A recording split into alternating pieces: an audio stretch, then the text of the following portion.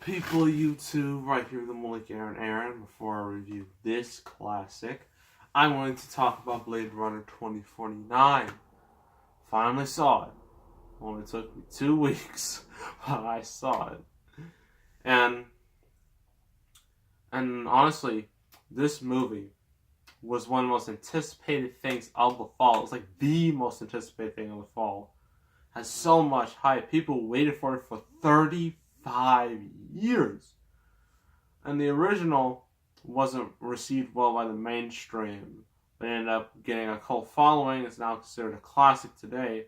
It's also been very influential in a live anime like Akira and Ghost in the Shell. I have seen the 2017 Ghost in the Shell with Scarlett Johansson. I don't have it, but once I do, I will review it. So, anywho, and it looked like everything was going up for Blade Runner 2049. I mean, the trailers, they were secretive, and that ultimately cost the movie, but they were still interesting, visually interesting. And I had a great cast. You have Ryan Gosling, who was white hot after his success with La La Land, his biggest hit ever. So it makes sense, for him being in the movie. Harrison Ford was coming back, and he had a lot new cameo. Mainly because of his return to Star Wars. Now this is a new era of Harrison Ford, and also he's going to be in Indiana Jones 5. So there's that. Jared Leto was in the movie. Suicide Squad kind of killed everyone's anticipation for that, but my opinion, I think what happened to Suicide Squad was more or less out of his control. It was beyond his control, so I'm not going to blame him too much for that. And also, it had great reviews, even had a decent audience reaction. I thought it would be on Cinema Score, the place where movies get ranked from A to F, like a school grading system. It got an A-, which I was surprised. I thought it was going to be at least a B or a C. Ended up being an A. I was like, wow. And so, what went wrong? What torpedoed the movie? And mainly because, actually, money-wise, box office-wise, it was going well. On Thursday, it had a very solid opening, at 4 million, which was pretty good. And it looked like it was going to reach the 40s, maybe even 50s. But then something fell apart, something went down. It went from 40s to 30s. It went from mid 40s to high 30s to low 30s to 32. So, question is, what happened? What went wrong? Why did the mainstream not accept Blade Runner 2049? Well, now after seeing the movie, I now understand why. It's not that it's bad. It's just not mainstream enough. It's just not worthy for the mainstream. And granted, I have not seen the original Blade Runner 2049. I kind of wish I did. But I understand enough of the plot. I have researched it. I looked into it. I'm not going into it completely blind.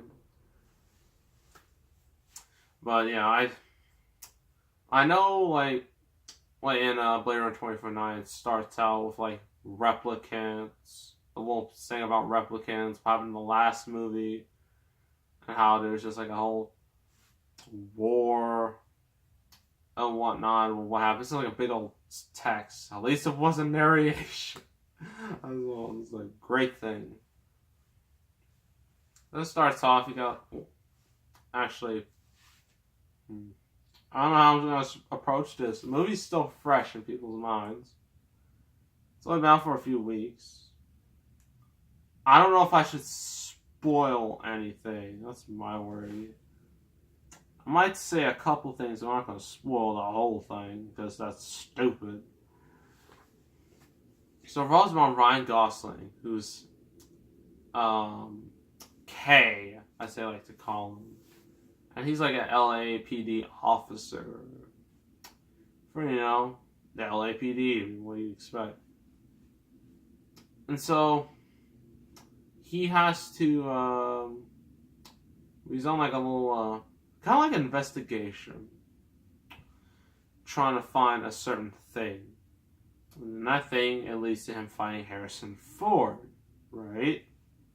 They think, oh, that's cool. And then they have to fight off. Because Jared Leto is the villain. At least the antagonist. He also has like a female, I guess you could say, replicant servant? Maybe? I would say associate. Replicant associate. And, they have to fight them off. Ryan Gosling does. But he's mainly on an investigation to find a certain thing, that leads to a certain thing, that leads to the ending, which I'm not going to spoil. That's terrible. Also, Batista's in it. He's like in the opening, and that's it. He's mentioned later on in the movie, and as in a flashback, so that Kay can remember something, so that leads to his investigation of a certain thing. I'm not going to say because I don't want to ruin it for any viewers of my channel, so yeah. So this movie. What went wrong? Well, actually, first off, I don't think this is a bad movie at all. I think it's I don't want to say excellent. Actually, you know what? I think this might be one of those movies that needs repeat viewing so I get a full understanding. But this is fresh out the theater for me.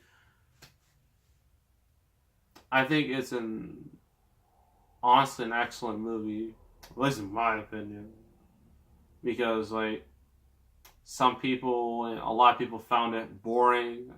Personally, I got invested into it. As long with these type of movies, the only way I get bored is if, there's no interesting plot. There's nothing to latch onto. In this movie, there is. That's the investigation. And I'm just I'm wondering, what's going on. I'm just look at how this world is. And, the visual effects are just... If I had to give this movie a rating on effects out of 10, I'd give it a 15. Maybe a 20. Because they are that good. Also, everywhere there's, little advertisements since it's 2049. And they have advertisements for, Coke and Atari. I'm just Atari lives! It's still alive. Found that fantastic. Kay also has I think a hologram? Yeah, a hologram girlfriend, I guess. He has a relationship with her, but it's kind of complicated because, he's, I'm not gonna say, but, because that's a spoiler. I think, if I already said it, ignore it. But with him and a hologram is not gonna work out, but he tries. And so he also meets this chick who's if you've seen the trailers, excuse me, she's with a group of friends in this ridiculous outfit. And then yeah, so she's there. I'll mention the scene she's in because it's kind of something I can't ignore because it's... What else is there? I think that's all I can say. So, thoughts. So, yeah, the effects are really good. Cast is really good. They all give great performances. Cinematography is great, music is great, sound is great, everything's great, right? But then I have to figure out why. Well, mainstream didn't hate it; they were just indifferent to it. They just didn't like it. I think one of them has to do with the runtime, because this movie is long. It is 2 hours and 44 minutes. That's nearly 3 hours. That was a long time. Also, for some people, this movie is slow. Some people would say boring, but mainly slow. Slow paced. It's slow burn. So, there's that. Also, the trailers were way too secretive because they didn't give the audience like a real plot line. I mean, they said like a couple things, but nothing too specific. I mean, Star Wars did the same thing, but it's Star Wars. People are gonna watch Star Wars because everyone knows what Star Wars is. But Blade Runner 2049 also, it didn't connect with young people. No one who's under the age of 25 is going to know what a Blade Runner is or why it's so important. The people who grew up with the original do. And that's it. They're the only people who show up. Because the movie was like... The audience was like majority male. And that's not good. It should be like a 50-50 split. And a large majority was over 25. So that's really bad. So it only appealed to one audience and one audience only. So that's adult males who are over 25 and who were the only ones who really seen the movie. Anyone else was nope, just non-issue. I thought, and also see, there's that. There's a scene in this movie. I could tell it wasn't mainstream friendly by some of the scenes. Some of the scenes probably would make people uncomfortable. One of them was a sexy time. As the way Borat would say, sexy time scene. And it's just, you just look at it, and well, I looked at it, and I was just like, okay, because like this chick he met, and then the hologram, they kind of like merged together, and it's just weird. And I can see that turning a lot of people off. I can see that moment being like, a lot of people being like, I'm out, goodbye. So, yeah, that was really strange. It's probably not going to be as strange as The Shape of Water, where you're going to have this chick and a fish man just... I'm going to watch that. That's from Guillermo del Toro, that he made, Pacific Rim, before he got booted off that series. And I watched that movie mainly just to see what that looks like. Because I'm actually curious. Yeah, it's just... The movie itself is great. But there are just certain circumstances that led to his downfall. And that's because it only appealed to one demographic. It was too long. It was too slow for a lot of people. Uncomfortable moments. And also, Harrison Ford doesn't show up till like over half the movie. The last part, he finally shows up. I'm just like, well, yay, you're here. Only took you I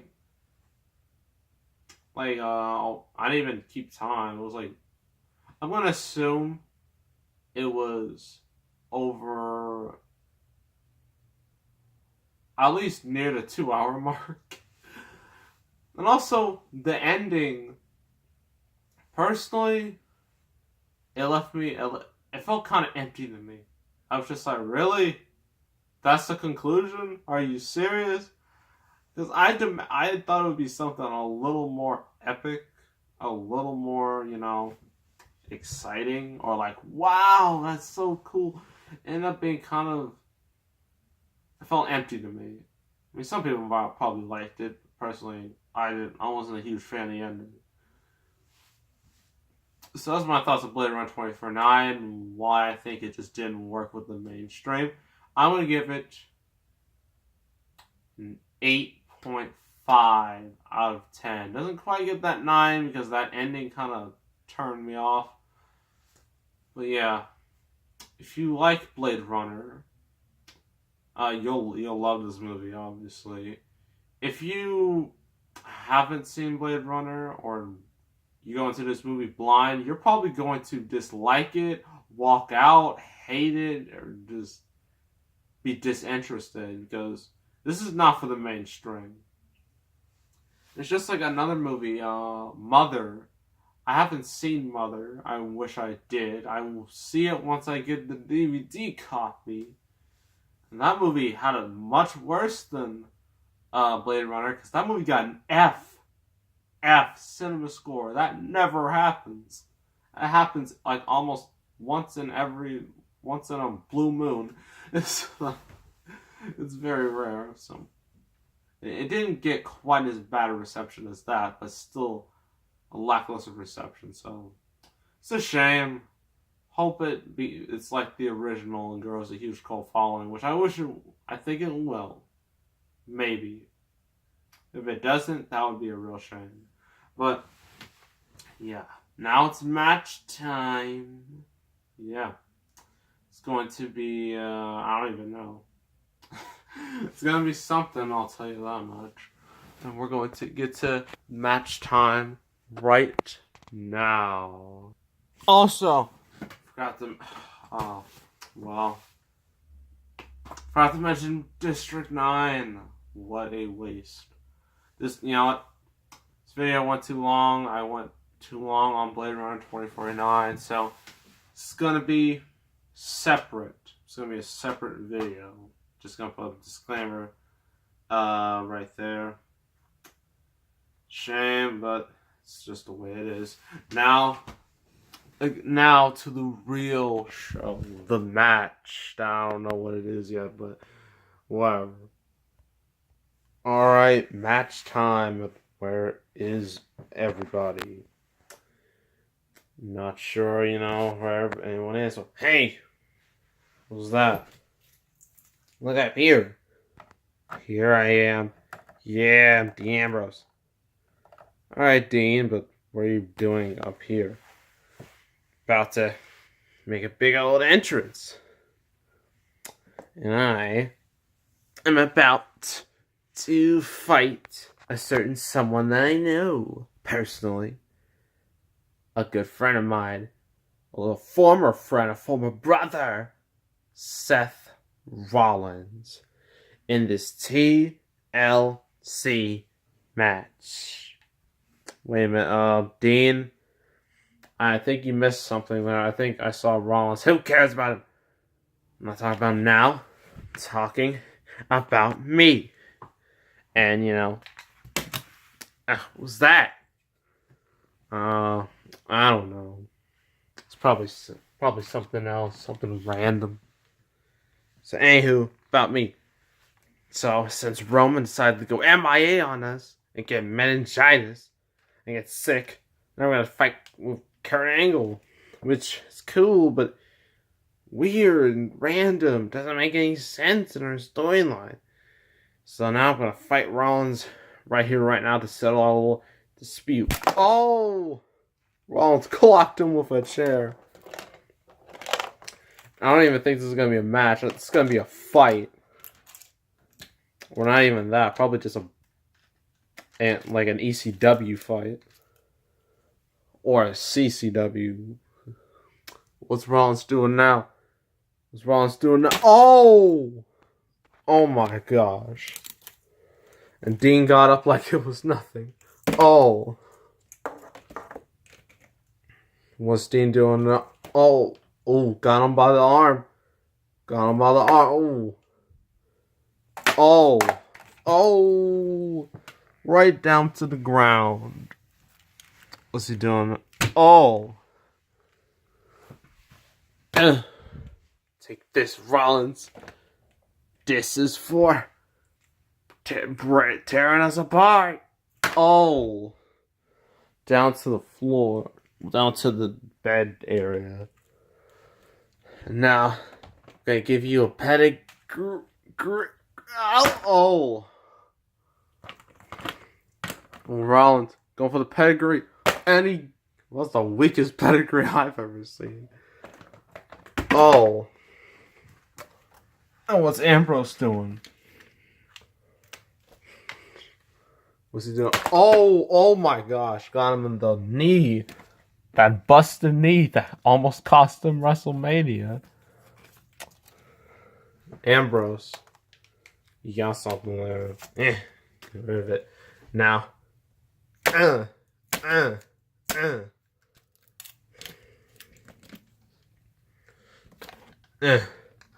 Rollins. Mr. Overrated. Oh. And there goes the chair. Down to the abyss. What's Ambrose doing now? Now, Rollins. You're going down. Down. Straight. Here. Oh. Jeez. Went through both tables. And that chair. It's a lot harder than I thought it would be there. Come here, Rollins. Oh. So this is not a match. This is just a brawl. Oh. What's Rollins back? Rollins. Oh. Oh, right to his face. This is not PG. As you can see.